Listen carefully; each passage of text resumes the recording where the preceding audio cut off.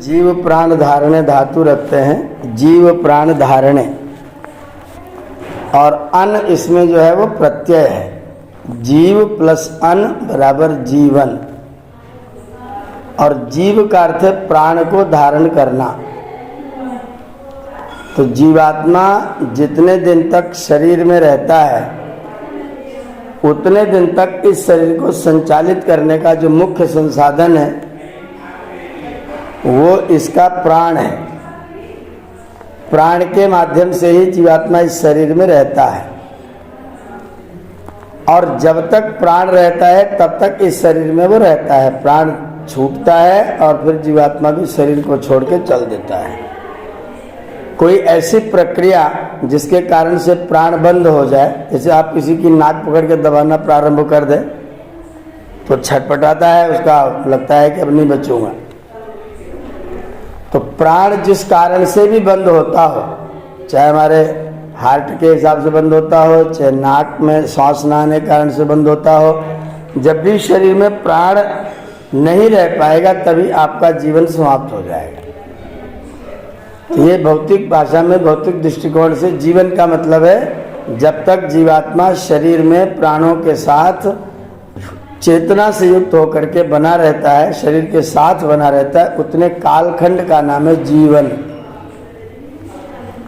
जब से हम शरीर को प्राप्त करते हैं तब से लेकर के जब हमारा शरीर छूट जाता है उतने समय तक जीवात्मा प्राण शक्ति के माध्यम से शरीर में रहता है, और जितना वो प्राण शक्ति को धारण जब तक किए रहता है तब तक वो उसका जीवन होता है। ये तो हम शब्द की सिद्धि के आधार पर जीवन को इस तरह से हम परिभाषित करते हैं। अगर हम इसको थोड़ा सा निरुक्त दृष्टिकोण से थोड़ा सा सोचें, ये व्याकरण की प्रक्रिया से मैंने बताया, अगर हम इसमें निरुक्त की प्रक्रिया को लेकर के आए तो शब्द हम अलग अलग भी करके निकाल सकते हैं। जी और वन,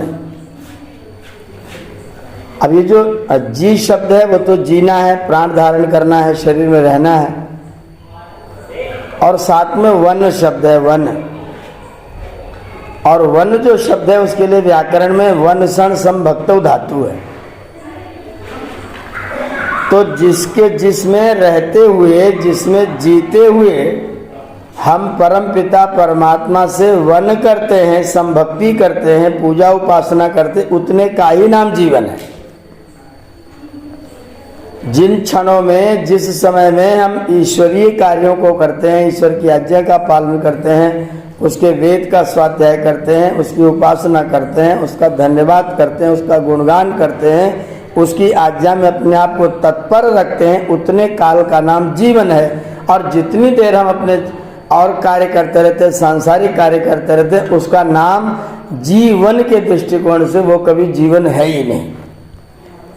तो इससे सिद्ध होगा कि श्वास लेना जीवन नहीं है, शरीर में रहना जीवन नहीं है। शरीर में रहते रहते जो हमारा वन है, उस वन का सेवन करना, जो हमारे द्वारा वंदनीय है, पूजनीय है, भक्ति करने के योग्य है, उस परमात्मा की जितने क्षण तक हम भक्ति करते हैं उतने कालखंड का नाम ही जीवन है। बाकी तो श्वास है, लोहार की धौंकनी है। हम लोग अंग्रेजी में एक को वन कहते हैं, वन, एक को वन कहते हैं। और आचार्य यास्क एक शब्द का अर्थ करते हैं एका इता संख्या भवति। जो सबके अंदर गया हुआ होता है उसे कहते हैं एक। अंग्रेजी वालों ने उसको कहा वन। तो वन जो संख्या है वो भी सारी संख्याओं में गया हुआ है। 2 में से 1 निकाल देंगे तो 2 नहीं बचेगा, 9 में से 1 निकाल देंगे तो 9 नहीं बचेगा। जैसे ही 1 निकालेंगे आपकी संख्या वो नहीं रहेगी जो वो है। तो जैसे 1 जो है वो प्रत्येक संख्या में विद्यमान है, उसको निकालने के बाद वो संख्या पूरी नहीं रहती, वैसे ही एक परमात्मा हम सब के अंदर विद्यमान है, उसको जब हम छोड़ देते हैं तो फिर हमारा कुछ नहीं रहता है। वो एक परमात्मा हिरण्यगर्भ समवर्तताग्रे भूतस्य जाता पति एक आसीत, वो एक परमात्मा है, इसलिए एक है क्योंकि वो सब के अंदर समाहित है, सब के अंदर गया हुआ है। तो जो सबके अंदर गया हुआ है वही वास्तव में मेरा जीवन है। तुम मेरे जीवन के धन हो, प्राण के आधार हो, परमात्मा ही वास्तव में हमारा जीवन है। अगर उसकी उपासना में हम लगे हैं, अगर उसकी आज्ञा का पालन हम करते हैं, अगर उसकी स्तुति प्रार्थना हमारे जीवन का अंग है, अगर हम उसके आज्ञा में अपने सारे दिन के पूरे प्रबंध तंत्र को उसकी आज्ञा में लगा के रखते हैं तो हमारा जीवन है। अगर हम ये प्रबंध तंत्र नहीं लगा के रखते हैं तो सांस भले लेते हो, शरीर में भले रहते हो, आप बहुत बड़े ऊंची पद प्रतिष्ठा को भले ही प्राप्त करते हो, लेकिन आपका वो जीवन वास्तव में जीवन नहीं है। अगर आप जीवन को बहुत दृष्टिकोण से, गहरे दृष्टिकोण से देखेंगे तो परमात्मा का एक भी कार्य प्रयोजन से रहित नहीं है। ईश्वर कोई कार्य ऐसा नहीं करते जिसका कोई प्रयोजन ना हो, और ऐसा भी एक भी कार्य ईश्वर की व्यवस्था में नहीं है जिसका कुछ अलग प्रयोजन ना हो, अन्यों से भिन्न प्रयोजन ना हो। अगर अन्यों से भिन्न प्रयोजन नहीं होगा तो फिर भिन्न वस्तु नहीं बनेगी। ये ध्यान देने की चीज है। अगर गायों का, कुत्तों का, प्राणियों का रंग अलग अलग है, एक गाय काले रंग की है, एक चितकबरी है, एक लाल है, एक सफ़ेद है, एक और कुछ रत्ते वाली है, एक बिल्कुल काली है, एक थोड़े थोड़े दाग वाली है। ये जो रंग परमात्मा ने गायों को अलग अलग किया है उसका भी एक प्रयोजन है। वृक्ष वनस्पतियों में एक एक पत्ते में जो कलर है, जो रंग है, उसका भी अलग प्रयोजन है। तुलसी के पत्ते का जो रंग है उसका वैसा ही होना उसका प्रयोजन है। तो ये दो चीजें सिद्धांत के रूप में जान लीजिए। परमात्मा बिना प्रयोजन के कोई चीज, कोई काम नहीं करता, और परमात्मा कोई ऐसी वस्तु नहीं बनाता जिसमें दूसरे से कुछ न कुछ भिन्नता ना हो। मुझे कई लोग पूछते हैं प्रायः कि आचार्य जी इस तारीख को हमारा कार्यक्रम आपको आना है, तो मैं उनको कहता हूँ कि मैं तो नहीं आ सकता हूँ क्योंकि मैं इस स्थान पर व्यस्त हूँ। तो कहते फिर अपने जैसा कोई और बताओ। तो मैं उनको तुरंत पूछता हूँ कि क्या आप परमात्मा को सर्वशक्तिमान नहीं मानते हैं? क्या परमात्मा को असमर्थ मानते हैं? क्या आप उसको सर्वज्ञ नहीं मानते हैं? कहते नहीं, हम तो मानते हैं। बोले मानते हैं, फिर परमात्मा मेरे जैसा दूसरा कैसे बनाएगा? अगर वो सर्वज्ञ है, सर्वशक्तिमान है, तो उसकी इतनी शक्ति है कि वह हर चीज को अलग बनाए। हर वस्तु, हर पदार्थ, हर चीज जगत में जो कुछ भी है, सब के अंदर कुछ न कुछ विशेषता, कुछ न कुछ खासियत, कुछ न कुछ अच्छी बात है। परमात्मा ने हमको मानव का तन प्रदान किया और 86 करोड़ प्रकार के तन परमात्मा ने बनाए। अभी जूलॉजी के वैज्ञानिक लोग ऐसी गिनती करके बताते हैं, लेकिन हम उसको नहीं मानते, यथार्थ नहीं मानते हैं, और वो वैज्ञानिक भी नहीं मानते। वो कहते कि अभी हम गिन रहे, हो सकता और भी मिलेंगे। अभी हमको इतने मिले, उतने हमने बता दिए, और आगे भी मिल सकते हैं। तो हम सीधा सीधा वेद की स्थिति में आ जाते हैं। पुरुष बहुत्व, जीवात्मा बहुत है, इसलिए शरीर भी बहुत है, इसलिए उनकी गिनती करने की किसी की सामर्थ्य नहीं है। वो सदैव काउंटलेस, सदैव असंख्य ही माने जाने चाहिए। परमात्मा ने जो असंख्य प्रकार के जीवन हमको प्रदान किए, असंख्य प्रकार के शरीर हमको प्रदान किए, उसमें से प्रत्येक शरीर का कुछ न कुछ विशेष प्रयोजन है। एक सामान्य प्रयोजन है, एक विशेष प्रयोजन है। अगर विशेष प्रयोजन कुछ नहीं है तो फिर सामान्य प्रयोजन के लिए परमात्मा कोई कार्य नहीं करते हैं। परमात्मा जो भी क्रिया करते हैं वो कुछ न कुछ विशेष प्रयोजन के लिए करते हैं। तो अगर इस प्रकार का, इस गुण वाला, जिसको हम अच्छी तरह जानते हैं, रोज देख रहे हैं, इस प्रकार का परमात्मा ने हमको शरीर प्रदान किया है, तो इसके पीछे भी परमात्मा को कोई विशेष प्रयोजन है, और परमात्मा ने स्वयं इसका वर्णन भी किया है। अथर्ववेद आजकल हम लोग पढ़ रहे हैं। अष्टचक्रा नवद्वारा देवानाम पूह अयोध्या। ये जो हमारा शरीर है, हमारा अपना तन है, ये अष्टचक्रा, इसके अंदर अष्टचक्र है। जहाँ हम बैठते हैं धरती पर, वहाँ से लेकर के कटी के गुदा भाग से लेकर के, वहाँ से लेकर के और आपके मस्तिष्क सहस्रार चक्र स्वाधिष्ठान तक, मणिपूरक तक, इसकी व्याख्या फिर कभी लंबे समय में किया जाएगा। लेकिन 8 चक्र वाला आपका ये शरीर और नवद्वारों वाला आपका ये शरीर, इसमें दरवाजे ही दरवाजे हैं। ये जो अष्टचक्रा नवद्वारा देवों की नगरी है, वेद भगवान कहते हैं देवों की नगरी, और ये अयोध्या है। ये अयोध्या, योद्धुम योग्या नास्ति, ये युद्ध करने के लायक नहीं है, और इसमें रह करके भी युद्ध नहीं करना चाहिए। अगर कोई व्यक्ति इसमें रह करके केवल कपट कलह करता है, युद्ध करता है, तो फिर वो अपने इस नगरी का दुरुपयोग करता है। अष्ट चक्रा नवद्वारा देवानाम पूर्व योद्धा तस्याम हिरण्यया कोसा स्वर्गो ज्योतिषावृता, सुख से भरा हुआ, प्रकाश से भरा हुआ, चमकीला इसमें हिरण्य कोश है जिसमें हम और आप निवास करते हैं। इसको स्वामी जी ने नाप के बताया है। कंठ से 10 अंगुल नीचे दोनों स्तनों के मध्य जो गह्वर है, जो गर्त है, उसमें वो हिरण्य कोश है जिसमें जीवात्मा का निवास है। तो ये देवों की नगरी है। हमारा जो शरीर है वो देवों की नगरी है। परमात्मा ने हमको इस देवों की नगरी में भेजा है। पहले तो इसके लिए हम परमात्मा का धन्यवाद करते हैं। अभी आप भजन सुन रहे थे, प्रभु को याद करना, धन्यवाद करना। किसके लिए धन्यवाद करना? पहली बात इसलिए धन्यवाद करना कि परमात्मा ने हमको संसार में भेजा है, देवों की नगरी में भेजा है। हमें असुरों की नगरी में नहीं भेजा है, हमें परमात्मा ने देवों की नगरी में भेजा है। और ये नगरी अयोध्या नगरी है। इस नगरी में परमात्मा ने हमारा आवास कराया है। इसके लिए उस प्रभु का मैं प्रातः सायं जब भी अवसर मिलता है अपने शरीर को देखता हूँ और प्रभु का धन्यवाद करता हूँ। तुमने कितनी कृपा की कि मुझको ऐसा शरीर प्रदान किया है, मुझे देवों की नगरी तुमने प्रदान किया है। मैं इसके लिए आपका धन्यवादी हूँ। इस देवों की नगरी में जो अन्य अन्य प्राणी हैं, संसार के जितने भी प्राणी हैं, आप उनके शरीर की बनावट देखिए। गाय को ले लीजिए, 4 खंभे खड़े किए और 4 खंभे के ऊपर सीधा एक मोटा सा बीम डाल दिया और बीम के अगला हिस्सा जो गाय का मुंह का हिस्सा है वो नीचे की तरफ को लटका हुआ है। 4 पिलर के ऊपर बीम और बीम के आगे जो मुंह है वो नीचे को लटका हुआ। जो प्राणी जितने बने हुए सबको देखिए, सबका मुख नीचे की ओर को लटका हुआ। एक सज्जन बोले ऊंट का तो ऊपर को होता है, जिराफ का तो ऊपर को होता है, पर उनकी गर्दन ऊपर को होती है और फिर मुंह ऐसा ही तिरछा क्यों नहीं है, तिरछा मुड़ा हुआ है। सारे लोगों का शरीर जो है वो पट है, 4 खंभे पर खड़ा हुआ है और उसका गर्दन नीचे की ओर को झुकी हुई है। वो इस बात का संकेत है कि जब इनको मानव का तन मिला था तब इन्होंने ऐसा कर्म किया था जिसमें गर्दन झुका के जीना पड़ता है, दूसरों के सामने सर झुका करके रहना पड़ता है। तो परमात्मा ने उनको ऐसा शरीर प्रदान किया है जहाँ अपने सर को हमेशा झुका करके रखते हैं। वो हमको आपको हमेशा संदेश देते रहते हैं कि देखो भाई, ऐसा काम बिल्कुल मत करना जिसमें सिर झुका के जीना पड़े।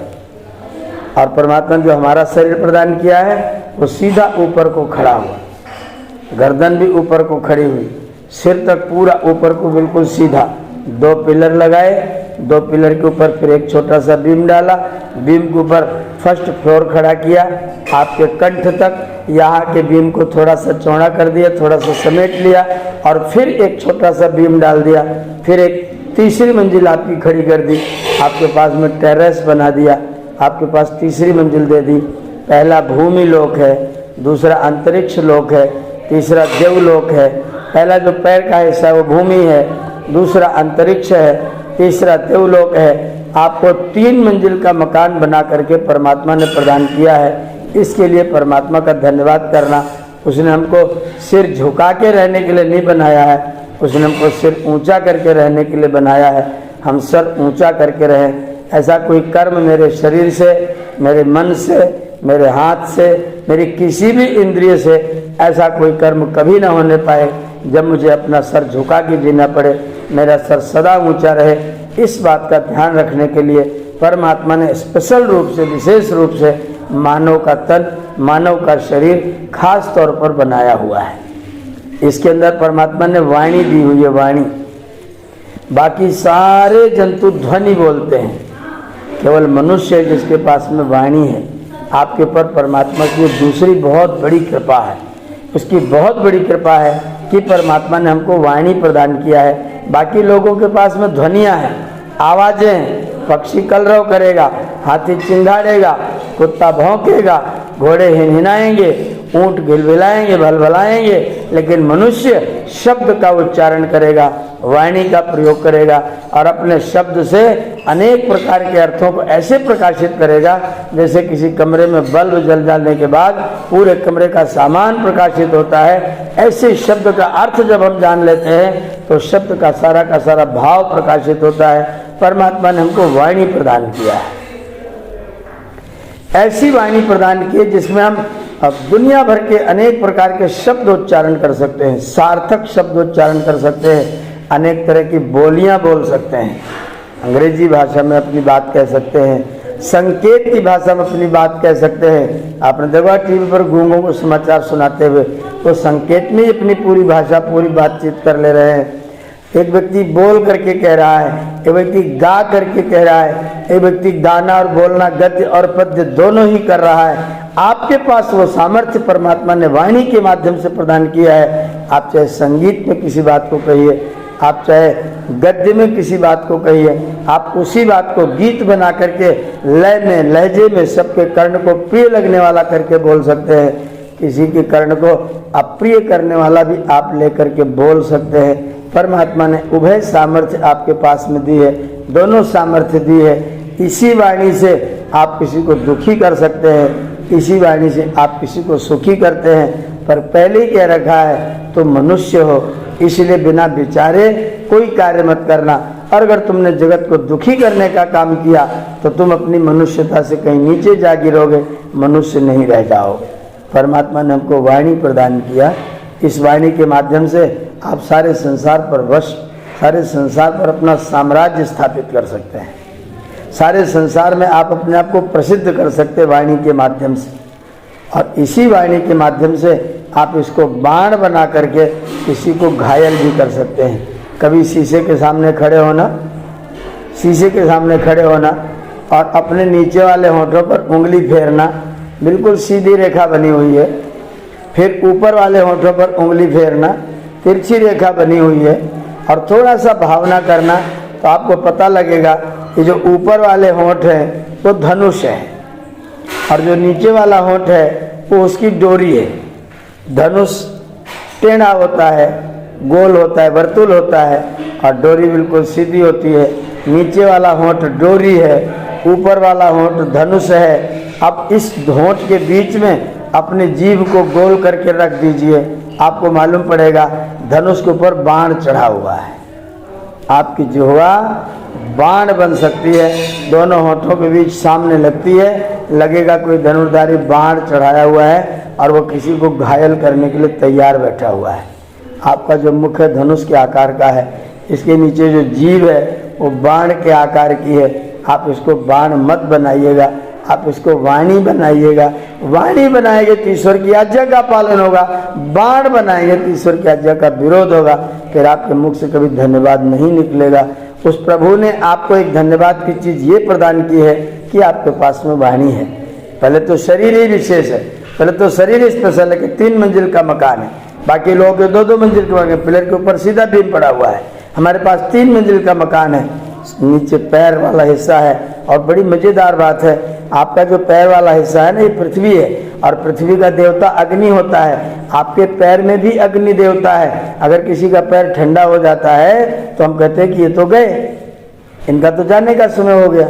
पैर में से अग्नि देवता अगर निकल गया तो पैर ठंडा हुआ, इसका मतलब आपके जाने का टाइम हो गया। तो पृथ्वी का देवता अग्नि है, आपके पैर भाग का देवता भी अग्नि है। जब आप यज्ञ करने बैठते हैं तो कहते तस्यास्ते पृथ्वी देवयजनी पृष्ठे अग्निम अन्नादम अन्नाध्याय आददे। ए देवजनी पृथ्वी माँ, ए देवजनी पृथ्वी माँ, मैं तेरे पृष्ठ भाग पर। अब आप कल्पना करिए, आपका जो पार्थिव भाग है, पृथ्वी वाला भाग है, वो आपके पैर है, और पैर जहाँ पर जुड़े वो कट्टी वाला हिस्सा है, ये नाभि से मिला हुआ है। आप अपने अग्नि का आधान इस नाभि स्थान पर करते हैं। जो पृष्ठ है देवजनी धरती का, ये धरती हमारा निचले वाला हिस्सा है, इसके पृष्ठ भाग पर हम नित्य अग्निहोत्र के लिए अग्नि प्रतिष्ठित करते हैं और कहते हैं अग्निम अन्नादम अन्नाध्याय आददे। मैं अपने पाचन शक्ति को प्रवृत्त करने के लिए, बढ़ाने के लिए मैं इस अन्नाद अग्नि को अपने शरीर में, बाहर हवन कुंड में तो प्रतीक रूप में रखते ही रखते हैं, बाहर यज्ञ कुंड में तो दिखाने के लिए प्रतीक रूप में भौतिक अग्नि को स्थापित ही करते हैं। पर मंत्र ये कह रहा है कि अग्नि बाहर ही स्थापित नहीं होना है, अग्नि को अंदर भी स्थापित करना है। कहाँ करना है? तस्यास्ते पृथ्वी देवजनी, हे देवजनी पृथ्वी, तुम्हारे पृष्ठ भाग पर मैं इस अग्नि की स्थापना कर रहा हूँ, अर्थात अपने नाभि में मैं अग्नि की स्थापना कर रहा हूँ, जिससे मेरा पाचन तंत्र जो मैं आहुति चढ़ाऊं बहुत सुंदर तरीके से पचाए और मेरे शरीर में रस रक्त बन करके मेरे इस देव मंदिर में सुगंधि फैल जाए, मेरा देव मंदिर स्वस्थ हो जाए, मेरा देव मंदिर श्रेष्ठ बन जाए। तो पृथ्वी भाग का देवता अग्नि हुआ और आपके पैर में अग्नि है तो आपका पैर ठीक है। तो हमारा जो पैर है पृथ्वी भाग है, अंतरिक्ष का देवता वायु है और बिजली है।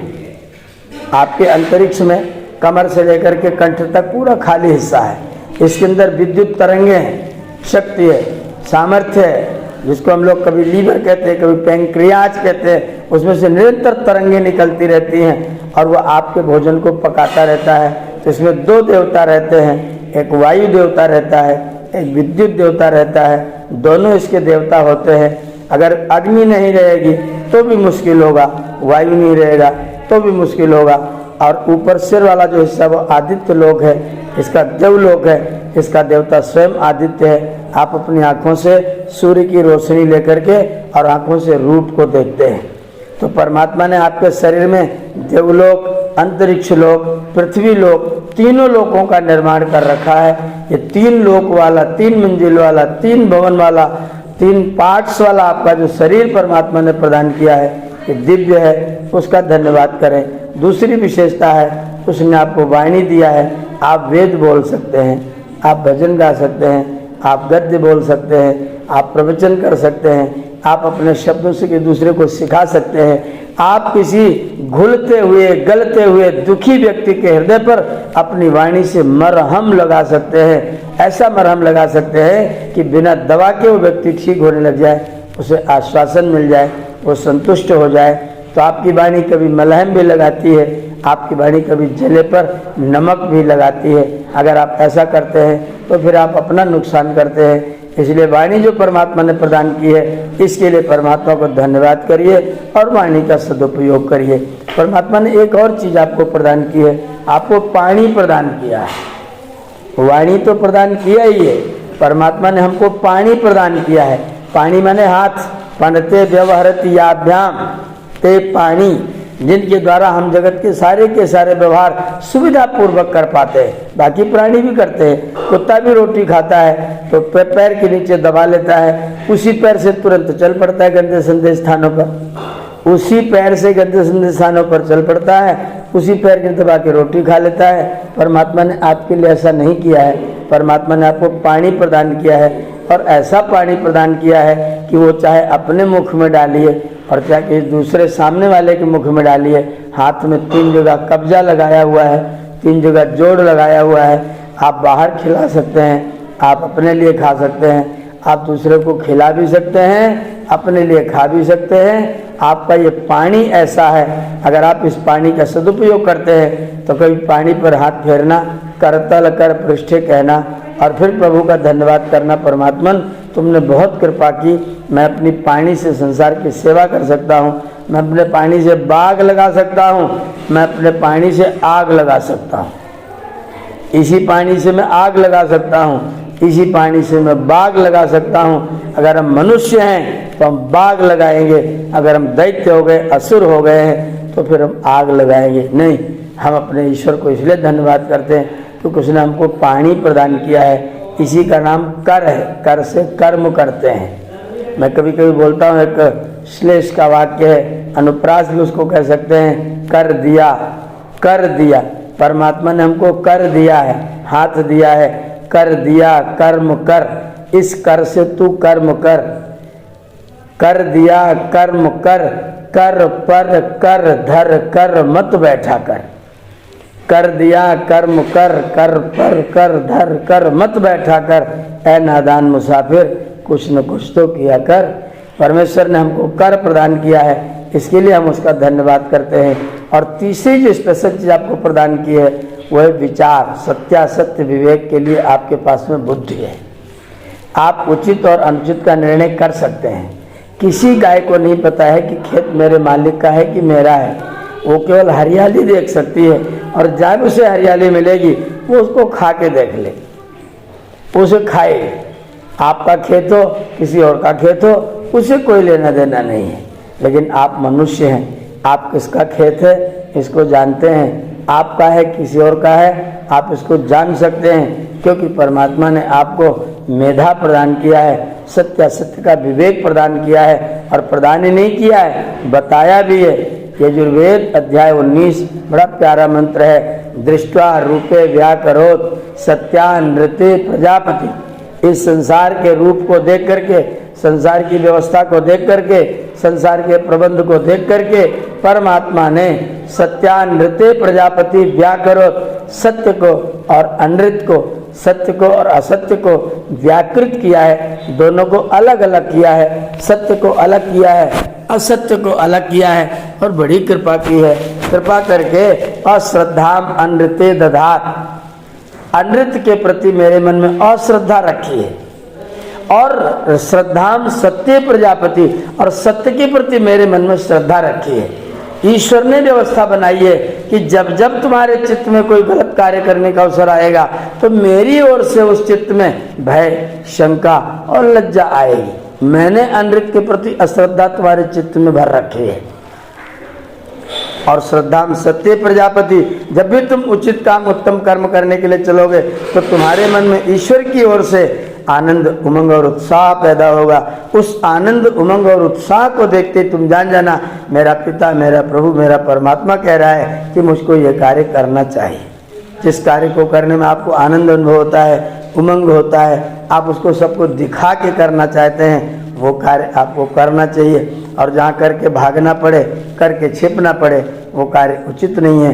परमात्मा ने दोनों को बांटा है। बड़ी गजब की बात ऋग्वेद में कही है, यदि तत्सत्यम यत्रत ऋजिया, जो सरल है वो सत्य है, जो कठिन है वो असत्य है। असत्य कठिन है, सत्य सरल है। लोग सोचते हैं सत्य कठिन है, सत्य बोलेंगे पिट जाएंगे, लेकिन वास्तव में एक आपने असत्य बोल दिया, 2 थप्पड़ मान लीजिए खा लिया, या सत्य बोल करके क्षमा याचना कर लिया, हो सकता है सामने लोग दया जाए, आप पिटने से भी बच जाए और आपका आत्मा भी पतित होने से बच जाए। आप असत्य बोल करके भले ही आप पिटने से बच जाते हैं, लेकिन आप जो हैं अपने आत्मा को पतन के रास्ते पर डाल देते हैं, और ये पतन आपको जन्म जन्मांतर तक कहीं न कहीं आपको कष्ट पहुंचाता रहता है।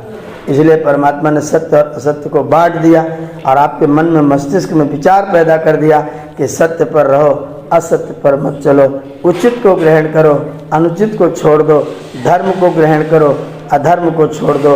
परमात्मा ने हमको शरीर प्रदान किया, हमें वाणी प्रदान किया, हमें पानी प्रदान किया, और हमें उसको जानने के लिए, करने के लिए, सुंदर विचार करने के लिए आपको मस्तिष्क भी श्रेष्ठ उत्तम कोटि का मेधा बुद्धि प्रदान किया हुआ है। आप इसे देखें, निश्चित करें क्या मेरे लिए उचित है, क्या मेरे लिए अनुचित है, और उचित और अनुचित दोनों तत्वों को विचार करके, और जो उचित हो सब काम धर्मानुसार अर्थात सत्य और असत्य को विचार करके करने चाहिए। जब सत्य का पता चल जाए तो करना चाहिए, असत्य का पता चल जाए तो उसे छोड़ना भी चाहिए। असत्य पता लगते ही मेरे जीवन से निकल जाए, सत्य पता लगते ही मेरे जीवन का अंग बन जाए। अगर हम ऐसा करते हैं तो निश्चित तौर पर हम परमात्मा के धन्यवादी बनते हैं। हम परमात्मा का धन्यवाद करते हैं। उस परमात्मा ने शरीर प्रदान किया, वाणी दिया, पानी दिया, विचार दिया, और उसके साथ में सुंदर संसार आपको प्रदान करके प्रत्येक इंद्रिय का विषय संसार में प्रदान कर दिया। और उस इंद्रिय से उस विषय का सेवन कैसे करना है, इसके लिए परम कृपालु परमात्मा ने आपको सृष्टि के आदि में ही पवित्र वेदों का ज्ञान भी प्रदान कर दिया। परमात्मा ने आपको वेदों का ज्ञान प्रदान किया। आप इस वेद के मंत्र को लीजिए, इस वेद मंत्र के आधार पर अपने जीवन को जीना प्रारंभ कर दीजिए। जहाँ कहीं आपको संकट आए, जहाँ कहीं आपको शंका लगे, उसके लिए प्रमाणम परमम श्रुति धर्म जिज्ञासमानानाम, कल आपने पढ़ा श्लोक, धर्म जिज्ञासमानानाम प्रमाणम परमम श्रुति। अगर आपको धर्म को जानना हो, कहीं आपको शंका लगती हो धर्म के जानने के विषय में, तो प्रमाणम परमम श्रुति, वेद जो है वह परम प्रमाण है, उसको देख लेना। और फिर जो वेद में लिखा है, ते सर्वार्थे स्वमीमांसे, कल आपने पढ़ा, ये वेद और स्मृतियाँ, ये जो धर्म शास्त्र हैं, ये किसी भी विषय में इनको आप तर्क नहीं कर सकते, इनकी आप अवहेलना नहीं कर सकते, इनको आपने स्वीकार कर लेना चाहिए, क्योंकि वो ईश्वर की वाणी है, क्योंकि वो आर्ष ऋषियों की वाणी है। तो जो ऋषियों की वाणी है, जो ईश्वर की वाणी है, उसको हमें स्वीकार कर लेने में कोई कष्ट नहीं होना चाहिए। ये विचार परमात्मा ने हमको और आपको प्रदान किया हुआ है। ऐसे परमात्मा का धन्यवादी होना, अपने गुण का बढ़ाना है, अपने लिए अपनी ग्रेस्पिंग पावर को, अपने एक्सेप्टेंस को, अपनी स्वीकार्यता को बढ़ाने का एक बहुत अच्छा तरीका है, आप अपने जीवन में धन्यवादी हो जाए। जब आप धन्यवादी हो जाते हैं तो आप चीज़ का मूल्यांकन करते हैं। जब आप धन्यवादी नहीं होते हैं तो फिर आप चीज़ का मूल्यांकन नहीं करते हैं। जब आप चीज़ का मूल्यांकन नहीं करते हैं तो फिर आप उसका दुरुपयोग भी कर सकते हैं। जब आप चीज़ का मूल्यांकन करते हैं तो फिर आप उसका सदुपयोग भी करते हैं। अगर आपके हाथ में कोई लोहे की अंगूठी उंगली में पड़ी हुई हो, आप ज़्यादा चिंता नहीं करते हैं, लेकिन अगर वही अंगूठी सोने की हो तो फिर आप उसकी चिंता करते हैं। ऐसे ही जब आप किसी की चीज़ का कोई प्रयोग करेंगे और आपको लगेगा कि चीज़ मेरे लिए सुखदायक है, तब आपके मन में धन्यवादी होने की भावना आएगी, आप धन्यवादी बनने की चेष्टा करेंगे। और जब आप धन्यवादी बनेंगे तो निश्चित तौर पर आप अपना कल्याण भी चेष्टा करेंगे, कल्याण की ओर जाने की भी चेष्टा करेंगे। जो व्यक्ति धन्यवादी बनता है वो व्यक्ति अपने जीवन के कल्याण का मार्ग प्रशस्त करता है। आप किसी का भी धन्यवाद करिए, जिस किसी भी तरह से आपको किसी भी रूप से अगर कोई सहायता प्राप्त होती है तो धन्यवाद में तुरंत मेरा सिर झुका हुआ रहना चाहिए। जो प्राप्त होता है उसके लिए जो व्यक्ति धन्यवाद करता है, और जो नहीं प्राप्त होता है उसके लिए जो व्यक्ति प्रयत्न करता है, वो जीवन के रास्ते में कभी भी पराजित नहीं होता है, कभी परास्त नहीं होता है। तो ये जो परमात्मा ने प्रदान किया है संदेश बड़ा सुंदर दिया है। माँ प्रगाम पथोभयम माँ यज्ञादिंद्र सोमिना माँ अंतःस्थूर्णो आरातया। ये मंत्र अथर्ववेद में भी है और ऋग्वेद में भी है। माँ प्रगाम पथोभयम, हे परमेश्वर मेरा हाथ पकड़ लो, मेरी बुद्धि में प्रेरणा कर दो, ऐसी कृपा कर दो कि माँ प्रगाम पथा, हम कभी अपने सही रास्ते को ना छोड़ें। वयम पथा माँ प्रगाम, हम सही रास्ते से, उचित रास्ते से अलग कभी भी ना हो। कभी टेढ़े मेढ़े तिरछे रास्ते पकड़ने की चेष्टा ना करें, कभी छिपाने की बचाने की कोशिश न करें। जो है जैसा है यथार्थ रूप में स्वीकार करने की चेष्टा करें। महाप्रगाम पथा भयम, हे परमात्मा भयम पथा महाप्रगाम, हे परमेश्वर हम पथ से, रास्ते से, मार्ग से, जो उचित मार्ग है उस मार्ग से कभी भी पृथक ना हो, कभी भी च्युत ना हो, कभी विचलित ना हो। आए संकट, सामने पहाड़ हो, सिंह की दहाड़ हो, वीर तुम बढ़े चलो, धीर तुम बढ़े चलो। आएगा कोई संकट, आएगा कोई कष्ट का क्षण, लेकिन अगर आप वास्तव में परमात्मा के विश्वासी हैं तो परमात्मा मेरा पिता है, और वो सारा का सारा आपका जो कष्ट होगा वो राई के समान हो जाएगा, भले ही वो पहाड़ के समान हो। जब हम उसके प्रति इस भावना वाले हो जाते हैं, जब हम उस परमात्मा का धन्यवादी हो जाते हैं, जब हम परमात्मा के द्वारा प्रदत्त सौगात का मूल्यांकन करने लग जाते हैं, तब हम जानते हैं कि मेरा रास्ता बिल्कुल मुझे उचित रास्ते पर जाना है। कुछ भी हो जाए अपने रास्ते को पतन के रास्ते पर कभी नहीं गिराना है। माँ प्रगाम पथो भयम माँ यज्ञात इंद्र, हे इंद्र, हे ऐश्वर्यशाली परमेश्वर, भयम सोमिना, हम सोम गुण वाले होते हुए, हम सौम्य होते हुए, हम सरल होते हुए, हम शिष्ट होते हुए, हम सहज होते हुए, हम बिना कोई तैस में आए, बिना कोई गुस्से में आए, बिना कोई झुंझलाए, प्यार से किसी बात का हम उत्तर दे सकें, हम सोमी बन जाएं, हम सौम्य गुण वाले बन जाएं। और जब सौम्य गुण वाले बन जाएं तो बैठे ना रहें। यज्ञात माँ प्रगाम, यज्ञ कर्म करने से कभी भी अपने आप को अलग ना करें, यज्ञ कार्य से कभी अपने आप को विरत न करें। जैसे भी अवसर लगे आप यज्ञ अवश्य करें, बिना यज्ञ के कभी हमारा जीवन व्यतीत ना होने पाए। माँ यज्ञात इंद्र सोमिना, हे ऐश्वर्यशाली परमात्मन भयम सोमिना, हम सोम गुण वाले हैं, हम शिष्ट हैं, हम सहज हैं, हम सरल हैं, हम शिष्य हैं, हम समर्पित हैं। जैसे अर्जुन कृष्ण के सामने कह रहा था, शिष्यस्ते हम शाधि माम तो प्रपन्नम, मैं आपकी शरण में आया हूँ, मैं आपका शिष्य हूँ, आप मुझे उपदेश करिए, जो मेरे लिए उचित रास्ता हो वो मुझे दिखाइए। कभी आप प्रार्थना करके देखना, अंदर बैठ के जब परमात्मा से कहते हैं आप मुझे रास्ता दिखाइए, जो उत्तम वो दिखाइए, मैं नहीं जानता कौन सा उत्तम है, जो उत्तम रास्ता आप मुझे वो दिखाइए, और आपको सुखद आश्चर्य होगा, आप आनंद से भर जाएंगे। प्रभु आपको प्रेरित करते हैं कि बेटा इस रास्ते पर चलोगे तो तुम्हारा कल्याण होगा। परमात्मा अंदर से आपको प्रेरित करते हैं, वो तो अंदर से समझा रहा है तुझे, तू समझना न चाहे तो वो क्या करे, वो अंदर से समझाता है ये काम करोगे तो ठीक रहोगे। तो अपने परमात्मा से पूछो क्या करना उचित है। ये ज्ञात माँ प्रगाम, यज्ञ कर्म को कभी भी न छोड़े, कभी भी यज्ञ का अवसर हाथ से न जाने दें। यज्ञ जरूर करें, अगर यज्ञ करते हैं तो सोम गुण वाले बन के करें, अभिमानी बन के ना करें। मैं तो इतने टीने का हवन करता हूँ, मैंने तो इतना बड़ा हवन कर दिया, ये अभिमान कदापि अगल बगल में भी ना आने पाए, क्योंकि अभिमान श्रियम हंति, ये अभिमान जो है वो आपकी श्री को, आपकी शोभा को नष्ट कर देता है। बिना अभिमान किए, बिना कोई गर्व किए बड़े से बड़े यज्ञ कार्य को आप सदैव करते रहे। माँ यज्ञात इंद्र सोमिना, और अंत में बहुत अच्छी बात कही, माँ अंतास्थु नो अरातया, न अरातया अंता मास्थु। मेरे जो शत्रु है वो मेरे अंदर बैठे हुए हैं। शत्रु बाहर वाला बाद में नुकसान करता है, शत्रु अंदर वाला पहले नुकसान करता है।